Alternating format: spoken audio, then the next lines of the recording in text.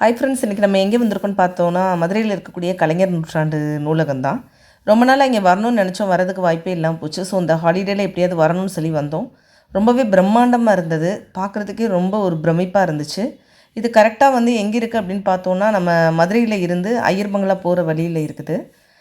நீங்கள் மதுரையில் இருந்தாலும் சரி, வெளியில் இருந்தாலும் சரி, இந்த இடத்த கண்டிப்பாக நீங்கள் பார்க்கணும். உள்ளக்க வந்து ஏகப்பட்ட புக்ஸ் வச்சுருக்காங்க. லைப்ரரிக்குள்ளே நீங்கள் போயிட்டிங்கனாலே உங்களுக்கு ஒரு 5 ஸ்டார் ஹோட்டலுக்குள்ளே போன ஒரு ஃபீல் கிடைக்குது. ரொம்பவே நல்லா இருக்குது. இங்கே வந்து ஃபஸ்ட்டு நம்ம நுழைஞ்சோடனே கீழடி சம்மந்தமான அந்த தொல்பொருள் இதெல்லாமே டிஸ்ப்ளே பண்ணியிருக்காங்க. அதுக்கப்புறமா ஒவ்வொரு இதுவுமே நமக்கு நூலகம் தான். குழந்தைகளுக்கு விளாடுறதுக்கு தனியாக பிளேசஸ் இருந்தது. இது எல்லாமே அறிவியல் சம்மந்தமான எல்லாமே இருந்தது. ஆனால் சிறுவர்களை மட்டும்தான் உள்ளக்க விட்டாங்க. அதனால் இது வெளியிலேருந்து தான் வீடியோ எடுக்க முடிஞ்சுது. அதுக்கப்புறம் இந்த பக்கம் பார்த்திங்கன்னா குழந்தைங்களுக்குனே ஒரு தனி லைப்ரரி, அவங்க படிக்கிறதுக்கு ஏற்ற மாதிரி அமைப்புகள் அமைந்திருந்தது. இதுக்குள்ளேயுமே சிறுவர்கள் போகிற மாதிரி இருந்தது. அதாவது 3 சிறுவர்கள் போனால் அவங்களுக்கு ஒரு பெரியவங்க போகிற மாதிரி அலாட் பண்ணியிருந்தாங்க.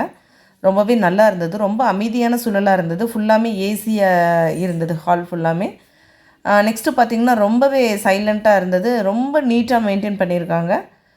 ரொம்ப நல்லா இருந்தது. இந்த மாதிரி ஒரு அட்மாஸ்பியர் எங்கேயுமே கிடைக்காது. ஸோ இந்த ஏரியாவில் பக்கத்தில் இருக்கவங்களுக்கு இது ரொம்பவே வசதியானது தான்.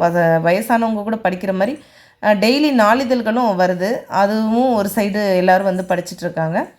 ஸோ கண்டிப்பாக வந்து நீங்கள் மதுரை வந்தீங்கன்னா இதை கண்டிப்பாக சுற்றி பாருங்கள். முக்கியமாக இங்கே வந்தீங்கன்னா கலைஞரோட இது எல்லாமே வச்சுருக்காங்க. இங்கே ஏஐ மூலமாக ஒரு சிறப்பான ஒரு இது இருக்குது.